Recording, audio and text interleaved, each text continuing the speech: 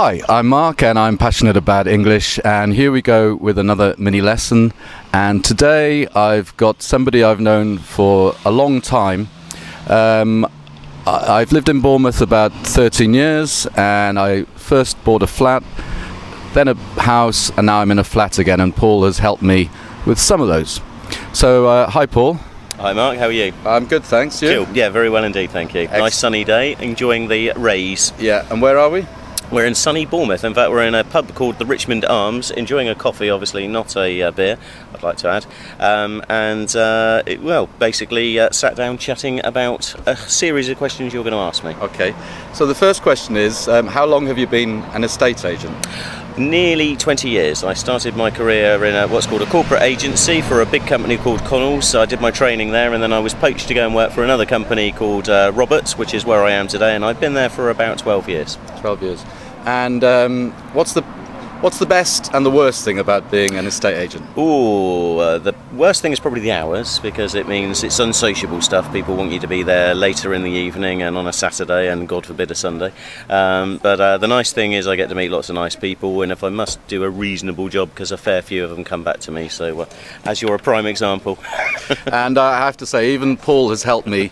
Even when I bought my flat and the sellers were selling it through a different estate agent, but he came round, gave me some advice. So, well, we're kind of friends. So, but would you say we get on like a house on fire?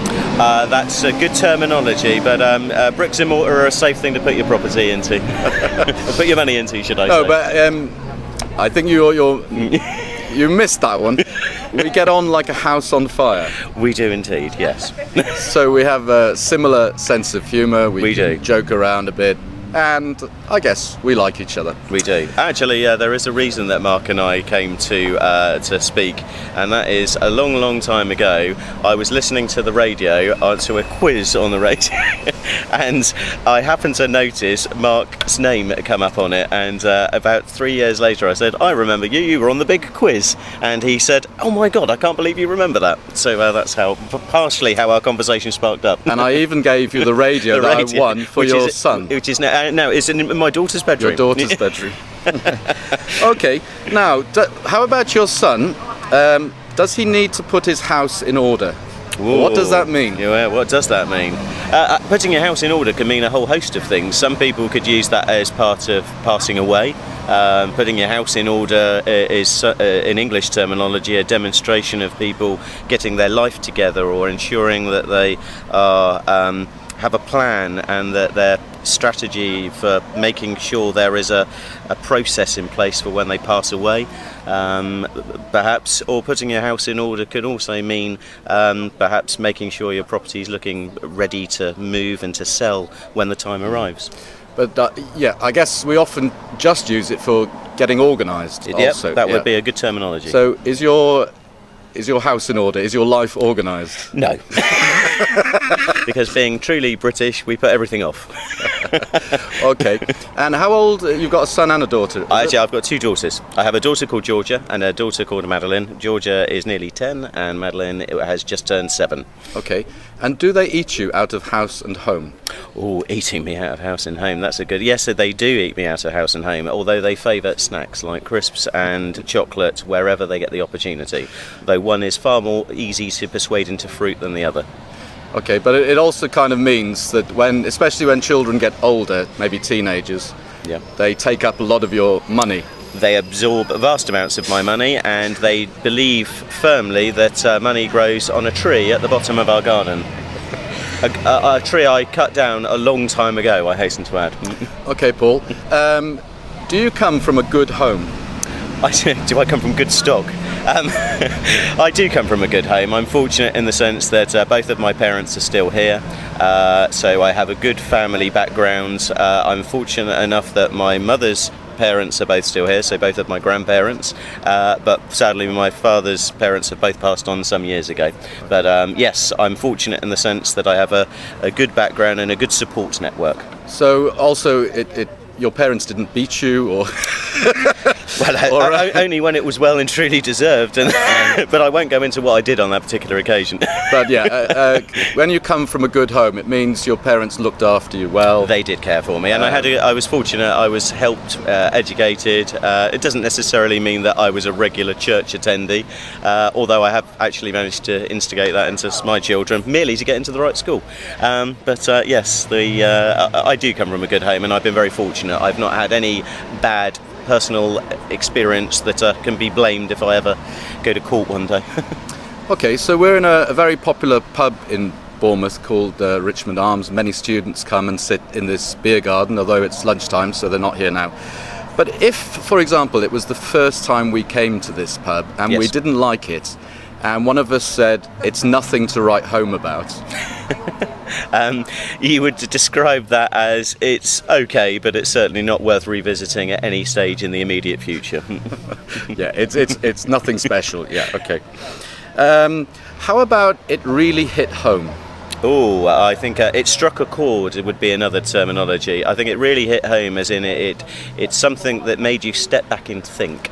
And take stock of the situation. So perhaps I'm using another expression to explain an expression, but if it made you take a step back for a moment and reflect before making a further comment. Okay, great. And a similar one, I told him a few home truths. Perhaps telling somebody something that you wouldn't necessarily say at first. So perhaps you've just been to the hairdressers or the stylists and decided to have bright red hair. They might think it looks lovely, but in reality I think a truthful conversation that actually it looks absolutely disastrous and I'm tempted to lose you as a friend right now might be. Okay, or let's say I was Paul's boss and my late attendance. no, I have a lot of complaints from clients, so I say, Paul, I need to tell you a few things. I've got a few home truths. Your style is too aggressive, you're always late, etc. Yes. But that's just an example. He's a marvellous estate Yes, agent. that's what we'll be deleting this part from the tape. How about there's no place like home? There is no place like home. I think that's a brilliant saying, because your home is another expression, is where your heart is, and I think at the end of a long day, the thought that you're going back to the place of comfort and safe, or safety, and feeling not vulnerable, is a very good way of describing. So feeling safe and an environment that you're very comfortable in. Yeah.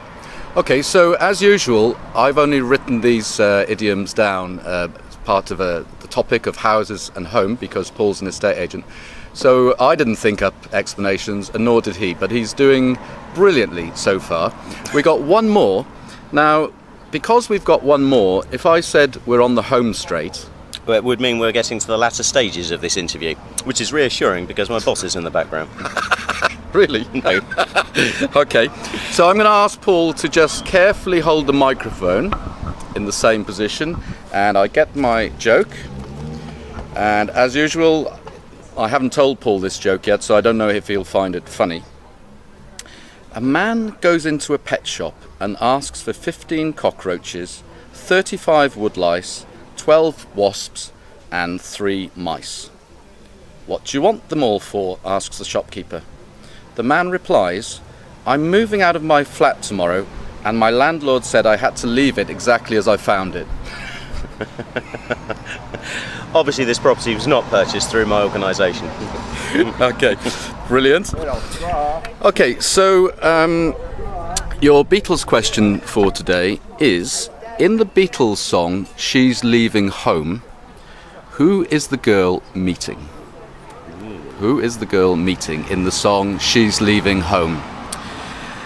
And the last one is not such a well-known song, but because it's related to, well, it's got the word home in it. In fact, it says we're on our way home. But I'll just try and hum it briefly.